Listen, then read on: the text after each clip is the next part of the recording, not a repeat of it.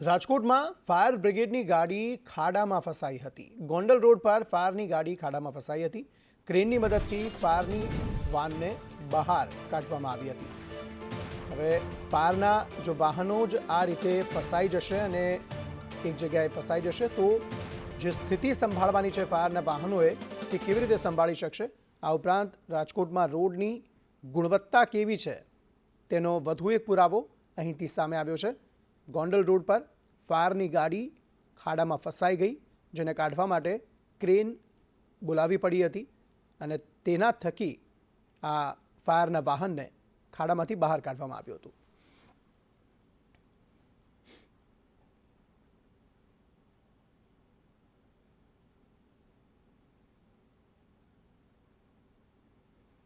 ભરૂચમાં ઝઘડિયા જીઆઈડીસીમાં એક શ્રમિકનું મોત થયું છે। સેન્ટ ગ્લોબેન કંપનીમાં કામદારનું મોત થયું।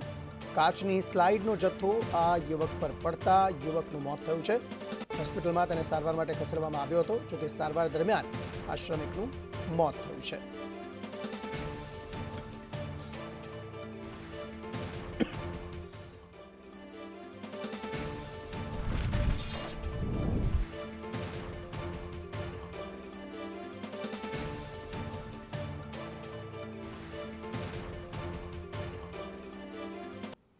કાવી કંબોઈના દરિયાના પાણીમાં કાર ફસાઈ હતી। દાહોદ નગરપાલિકાના કાઉન્સિલરની કાર આ પાણીમાં ફસાઈ હતી।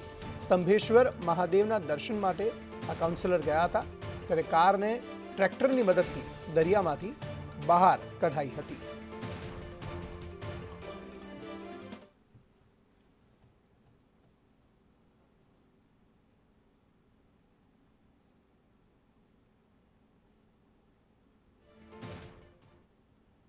ગુજરાતમાં હવે વિદ્યાર્થીઓને ભણવા માટે બહાર પાડવામાં આવતા પાઠ્યપુસ્તકમાં પણ કૌભાંડ સામે આવ્યું છે। રાજ્યના પાઠ્યપુસ્તક મંડળ દ્વારા બહાર પાડવામાં આવેલા ધોરણ 1 થી 12ના પાઠ્યપુસ્તકોમાં હલકી ગુણવત્તાવાળા કાગળ વાપરવામાં આવ્યા છે અને આ અંગે કોંગ્રેસના પ્રવક્તા હેમાંગ રાવલે મે મહિનામાં પાઠ્યપુસ્તકના ટેન્ડરિંગમાં ગોટાળો થયો હોવાના આક્ષેપ પણ કર્યા હતા, જે અંગેનો રિપોર્ટ આવતા પાઠ્યપુસ્તકોમાં મોટી ગોલમાલ થઈ હોવાનું સાબિત થયું છે। ત્યારે હેમાંગ રાવલે કૌભાંડ મામલે અધિકારીઓ સામે કડક પગલાં ભરવાની માંગ કરી છે। જે આ વર્ષે ક્વોલિટી આવી છે પુસ્તકોની, જે ટાઇટલથી માંડી અને પ્રિન્ટિંગ અને કટિંગ બાઇન્ડિંગ બિલકુલ ખરાબ આવેલું છે અને વાલીઓની ફરિયાદ હોય છે કે આવી કેમ બુક અમે આપો છો।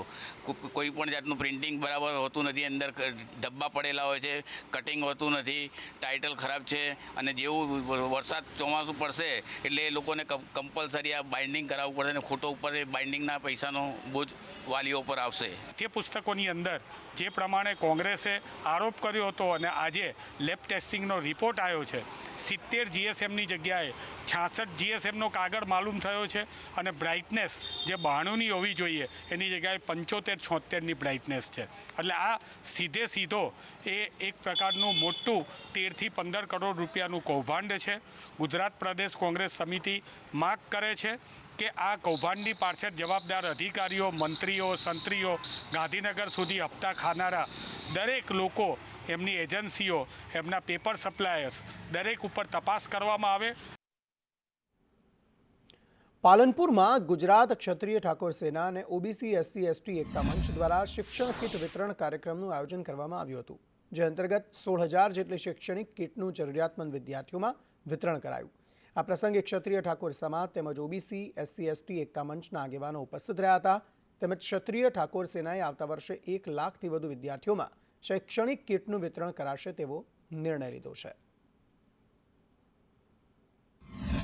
બનાસકાંઠા જિલ્લાની અંદર શૈક્ષણિક કીટનું આજ રોજ વિતરણ કરવામાં આવ્યું। એની અંદર 6 નંગ ચોપડા, એક બેગ છે સારા મહિને, એમાં જમવા માટેના નાસ્તાની કીટ છે અને બહુ સારી રીતે બોલપેન અને આજે વિતરણ કરવામાં આવ્યું। આજે જે બનાસકાંઠાથી આજે ચાલુ કર્યું છે ઓબીસી એસટી એસસી એકતા મંચે, ગરીબ વિદ્યાર્થીઓના જે નિરાધાર છે, ગરીબી અંતરિયાળ ગામડાઓમાં છે, જેને ભણવાના મા બાપ જોડે પૈસાની બહુ જ અછત છે, એવા બાળકોને અમે ટોટલી સ્કૂલમાં જતા બાળકોને 11,000 પહેલા દિવસથી, એટલે 2-3 દિવસમાં 11,000, બીજી 6,000, એમ કરી 17,000 કીટોનું વિતરણ કરી રહ્યા છીએ. અને અમારું એક જ ગોલ છે સંગઠનનો કે ગરીબ માણસ સુધી, છેવાડાનો માણસ શિક્ષણથી રાજ્યની, સમાજની અને દેશની પ્રગતિ કરે. વતી છે અલ્પેશજી ઠાકોર અને મુકેશભાઈ ભરવાડ, એમણે ખૂબ સારું પ્રદર્શન આપ્યું, એ બદલ અમને ખૂબ ખૂબ આભાર એમનો. આ તરફ ભુજમાં સસ્તા સોનાના નામે ચીટિંગ કરનાર શખ્સ ઝડપાયો છે. સસ્તામાં સોનાના બિસ્કિટની લાલચ આપી ઠગાઈ આચરવામાં આવી હતી. મહિલા પાસેથી 2.30 લાખ રોકડ લઈ આરોપી ફરાર થયો હતો. આરોપીને ભુજ LCB પોલીસે ઝડપી પાડ્યો છે. ભુજ B ડિવિઝન પોલીસે આ સમગ્ર મામલે વધુ તપાસ હાથ ધરી.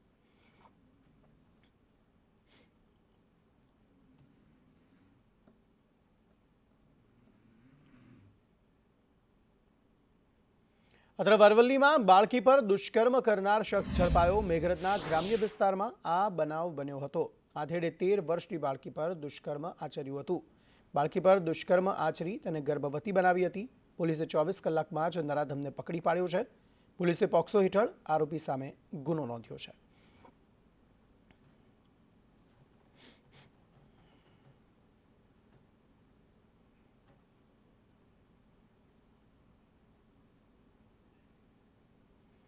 બેંગલુરુની ઘટનાને લઈ અમદાવાદ શહેર પોલીસ સતર્ક બની છે અને પરંપરાગત રથયાત્રામાં નાસભાગ ન મચે તે માટે ભીડને કેવી રીતે નિયંત્રણમાં લેવી તેનું આગોતરું આયોજન કરવામાં આવ્યું છે.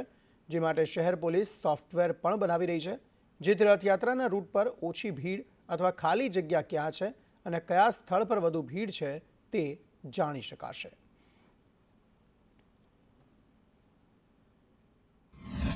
જો ભીડ ભેગી થાય, ક્રાઉડ એકઠું થાય તો તેને કંટ્રોલ કેવી રીતે કરવું, કારણ કે રૂટ લાંબો છે, ઘણી સાંકડી ગલીઓ છે. પોલીસની તૈયારી કયા પ્રકારની? આ વર્ષે 27 જૂન 2025ના રોજ અમદાવાદ શહેરમાં ભગવાન જગન્નાથજીની રથયાત્રા નીકળનાર છે. આ 148મી રથયાત્રાના આયોજનમાં જે વર્તમાન સમયમાં બનેલ બનાવ અને પરંપરાગત જે પ્રકારે પોલીસ વ્યવસ્થા બંદોબસ્ત જે રાખવામાં આવે છે એમાં પણ આ વખતે થોડી વધારે ચોકસાઈ અને સાવચેતી રાખવામાં આવેલી છે. ખાસ કરીને જે પ્રકારે મુખ્ય જે મુદ્દો છે ટ્રાફિકનો અને જે આવનાર 14થી 15 લાખ જેટલા દર્શનાર્થીઓ જે રથયાત્રા જોવા માટે આવે છે એ લોકો અમુક જે રૂટ ઉપરના જે પોઈન્ટ છે એ પોઈન્ટ ઉપર જ્યાં ખાસ કરીને જગન્નાથ મંદિર ખાતે જ સવારે દર્શન માટે બહુ મોટી સંખ્યામાં લોકો આવે છે. અને બીજો આવો એક પોઈન્ટ છે કે જ્યાં ઘણી મોટી સંખ્યામાં લોકો એકત્રિત થાય છે એ ભગવાન જગન્નાથજીના મોસાળ એટલે કે સરસપુર ખાતે ખૂબ મોટી સંખ્યામાં લોકો ત્યાં આવે છે. ત્યાં આવનાર દર્શનાર્થીઓ માટે ભોજનની પણ વ્યવસ્થા કરવામાં આવેલી હોય. ત્યાં ભક્તોની સંખ્યા, દર્શનાર્થીઓની સંખ્યા બહુ મોટા પ્રમાણમાં હોય છે અને ત્યાં જે અત્યારથી જ જે પ્રકારનું આયોજન છે, જ્યાં સૌથી વધુ દર્શનાર્થીઓનો ધસારો રહેશે ત્યાં ઇમરજન્સી એક્ઝિટ અને કેટલી ઝડપથી ત્યાં લોકોને ખસેડી શકાય કદાચ કોઈ આકસ્મિક એવો બનાવ બને તો લોક જાગૃતિ માટે પણ થોડી વ્યવસ્થા કરવામાં આવેલી છે. સતત CCTV મોનિટરિંગથી કે કઈ જગ્યાએ કેટલા લોકો ભેગા થયા છે, ક્યાં કોઈ બનાવ બની શકે એમ છે કે એક્ઝિટ બંધ ન થાય. ખાસ કરીને એક્ઝિટ તરફથી જે લોકોને નીકળવાનો રસ્તો છે ત્યાં કોઈ પણ પ્રકારની અડચણ ન હોય એ ખાસ ધ્યાન રાખવામાં આવનાર છે. આ ઉપરાંત ડ્રોનથી પણ તમામ રૂટ ઉપરનું સુપરવિઝન રાખવામાં આવનાર છે. અત્યારે એક સોફ્ટવેર ડેવલપ થઈ રહેલું છે, કદાચ 2-3 દિવસમાં જે કાર્યવાહી પૂર્ણ થશે એ પ્રમાણે પણ આખું જે રથયાત્રા રૂટ ઉપરના જેટલા પણ દર્શનાર્થીઓનો ધસારો જ્યાં વધુ છે એને કેવી રીતે નિયંત્રિત કરવો અને કેટલા પ્રમાણમાં, કારણ કે જે તે જગ્યાએ જે સ્થળ છે એ કાયમી સ્થળ છે અને એ કાયમી સ્થળમાં વધુમાં વધુ કેટલા લોકો ઊભા રહી શકે, સમાવી શકાય એનું ધ્યાન રાખ્યા પછી આ લોકોના ધસારાને રોકવા માટેના પ્રયત્નો હાથ ધરવામાં આવનાર છે. અને લોકોને જે તે સ્થળે રોકી દેવામાં આવશે, એ દર્શન કરી શકશે પણ એક જ જગ્યાએ વધુ લોકો એકત્રિત થાય અને કોઈ પણ અનિચ્છનીય બનાવ ન બને એની પૂરતી તકેદારી રાખવામાં આવનાર છે. કેમેરામેન પુખરાજ શર્મા સાથે જિગ્નેશ પટેલ, સંદેશ ન્યૂઝ, અમદાવાદ. અમદાવાદ સહિત મેટ્રો શહેરમાં સિનિયર સિટીઝનની સંખ્યામાં વધારો થઈ રહ્યો છે. ઉંમરના કારણે સિનિયર સિટીઝનોને અનેક બીમારીઓનો સામનો કરવો પડે છે. ત્યારે સિનિયર સિટીઝન્સ માટે સ્વાસ્થ્ય જાગૃતિ અભિયાન યોજાયું. અમદાવાદના જાણીતા ડોક્ટર્સ દ્વારા વડીલોને સ્વાસ્થ્યને લઈને મહત્વની ટિપ્સ આપવામાં આવી હતી. અત્યારના સમયમાં કેવી રીતે ફિટ રહી શકાય તેની પણ ચર્ચા થઈ હતી. સોસાયટીની અંદર ઓલ્ડ એજ પીપલ છે એમને એકચ્યુઅલી દરેક પ્રકારના રોગોની માહિતી મળે. દાખલા કે જોઈન્ટ રિપ્લેસમેન્ટ છે, પછી અત્યારે પેલું પેટના દર્દો, એમને શું ખાવું શું પીવું, ઓલ્ડ એજની અંદર બહુ બધા પ્રશ્નો હોય છે. તો એ બધાના પ્રશ્નોના સમાધાન માટે આજે અમે એપોલો હોસ્પિટલે અહીંયા વાલ્મીકભાઈ જાની અને કાવકાર લાફિંગ ક્લબના ત્યાં સંયોગથી અમે એક હેલ્થ ટોક રાખી છે. હું જે પેટનો રોગનો વિશેષજ્ઞ છું, તે પેટને લગતી સમસ્યાઓ ઓલ્ડ એજમાં જે હોય તેમાં કયા પ્રકારનું ખાવાનું, કયા પ્રકારની દવાઓ અને કયા પ્રકારની પરેજી રાખવી પડે એના વિશે જણાવી રહ્યો છું. ડૉક્ટર દરિયાસિંહ છે જે જોઈન્ટ રિપ્લેસમેન્ટ માટે અને જોઈન્ટની તકેદારી માટે શું શું કરવું જોઈએ એની માહિતી આપી રહ્યા છે. અને ડાયટિશિયન ડૉક્ટર વિનીતા છે જે ઓલ્ડ એજમાં ખાવા પ્રત્યે જે કંઈ તકેદારી રાખવી જોઈએ તેની માહિતી આપી રહ્યા છે. જે એક સ્વાસ્થ્ય જાગૃતિ અંગેનો પ્રોગ્રામ રાખ્યો છે, એમાં 3 ડૉક્ટર સાહેબ છે. એક છે ડૉક્ટર દરિયાસિંહ જે ઓર્થોપેડિક જોઈન્ટ રિપ્લેસમેન્ટ માટે છે, બીજા છે ડૉક્ટર અપૂર્વ શાહ એ ગેસ્ટ્રોલોજર છે પેટને એના માટેના છે, ત્રીજા ડૉક્ટર વિનીતાબેન સિંઘ રાણા એ ડાયટિશિયન છે. સાપુતારામાં વેકેશનના છેલ્લા દિવસે ભારે ભીડ, ટેબલ પોઈન્ટ ખાતે પ્રવાસીઓની ભારે ભીડ જોવા મળી, જેના કારણે ટ્રાફિક જામ સર્જાયો હતો. સાપુતારામાં વાહનો માટે પાર્કિંગની જગ્યા જ ન રહી. એડવેન્ચર પાર્કમાં બાળકો મન મૂકીને રમ્યા હતા.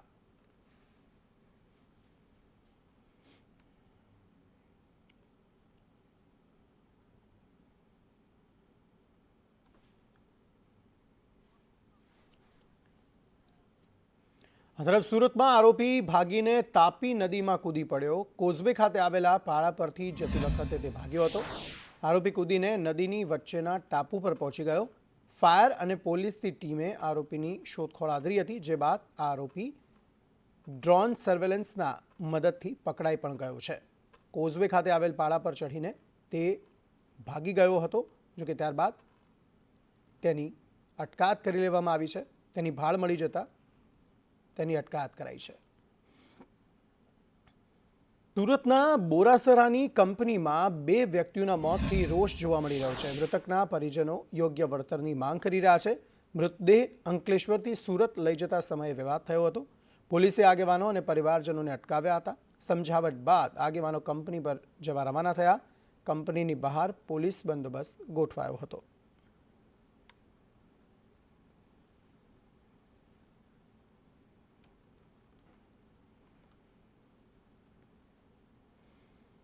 ખાનગી બસમાં મુસાફરો વચ્ચે છૂટા હાથની મારામારી થઈ ગઈ. રાજસ્થાનથી અમદાવાદ જતી બસમાં મારામારી થઈ છે. સામાન્ય બાબતે બોલાચાલી બાદ મારામારી થઈ હતી.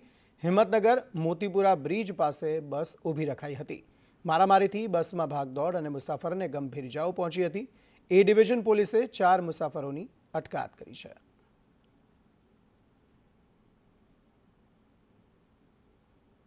ભરૂચમાં મનરેગા કૌભાંડ બહાર આવતા રાજકારણ ગરમાયું છે. ત્યારે હાંસોડ તાલુકાના 58 ગામોમાં 7.30 કરોડનું કૌભાંડ થયાની વિગતો બહાર આવી, જેને લઈ કોંગ્રેસના મહામંત્રી દ્વારા આક્ષેપ કરવામાં આવ્યા કે ભાજપ સાથે જોડાયેલા કેટલાક મોટા નેતાઓની સંડોવણીને કારણે તપાસ પ્રભાવિત થઈ રહી છે. કોંગ્રેસના મહામંત્રી સંદીપ માંગરોળાએ આ અંગે મુખ્યમંત્રીને પણ પત્ર લખ્યો છે અને તપાસ માટે એસઆઈટીની રચના કરવા અને રિટાયર્ડ જજની અધ્યક્ષતા હેઠળ તપાસ કરવામાં આવે તેવી માંગ કરી છે. એવી જ રીતે ભરૂચ જિલ્લાની અંદર પણ મનરેગાનું ખૂબ મોટું કૌભાંડ બહાર આવેલું છે. આ બાબતની 2023માં અમે જ્યારે રાજ્યના મુખ્યમંત્રી અને જવાબદાર અધિકારીઓને, કલેક્ટર, ડીડીઓ તમામને રજૂઆત કરી હતી, પણ એ બાબતની નજરઅંદાજ કરી અને ભ્રષ્ટાચારીઓને છાવરવાનું કામ આ તંત્રએ કરેલું છે. સમગ્ર પ્રકરણની તટસ્થ તપાસ માટે તાત્કાલિક સરકારી વકીલની મુક્તિ કરવામાં આવે અને સ્પેશિયલ સરકારી વકીલ તરીકે કોઈપણ બાહોશ એડવોકેટને મૂકવામાં આવે. એની સાથે સાથે સીટની ન્યાયિક તપાસ માટે રિટાયર્ડ જજ મારફત તપાસ હાથ ધરવા માટે કમિટી બનાવી. આ તરફ દીવમાં ફોરેસ્ટની જમીન પર દબાણ કરનારને નોટિસ ફટકારવામાં આવી છે. નાગવામાં ફોરેસ્ટની જમીન ખાલી કરવા તંત્ર દ્વારા નોટિસ ફટકારાઈ. 58 કબજેદારોને 5 દિવસમાં જમીન ખાલી કરવા નોટિસ અપાઈ છે. વર્ષો પહેલા ખેતી માટે સરકારે જમીન આપી હતી. સરકારે જમીન પરત લેવા કબજેદારોને નોટિસ આપી છે. નોટિસ મળતા લોકોએ જાતે દબાણ હટાવવાનું શરૂ કર્યું હતું.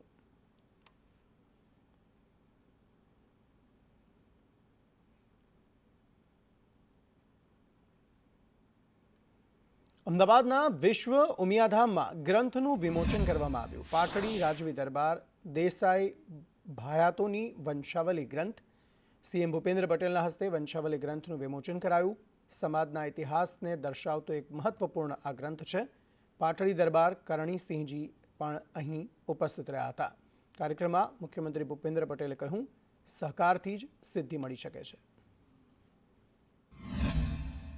ખૂબ મજબૂત એમ કે એની પાસે તમે જાઓ એટલે બધી તાકાત મળી રહે. ગમે તે પરિસ્થિતિમાં તમે હસતા મોડે એની પાસેથી પાછા જાઓ.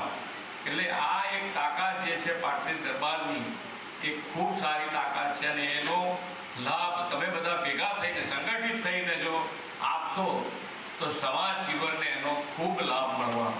એટલે આપણે આજે અહીંયાથી કીધું એમ કે ભાઈ આજે વિરાસત અને વિકાસ બંને સાથે, વિરાસત એટલે ઇતિહાસ જે હમણાં કહેતા હતા અહીંયાથી વડીલ મુરબ્બી, તો આપણી વિરાસત આપણો ઇતિહાસ તો આપણે પકડી જ રાખવો પડે.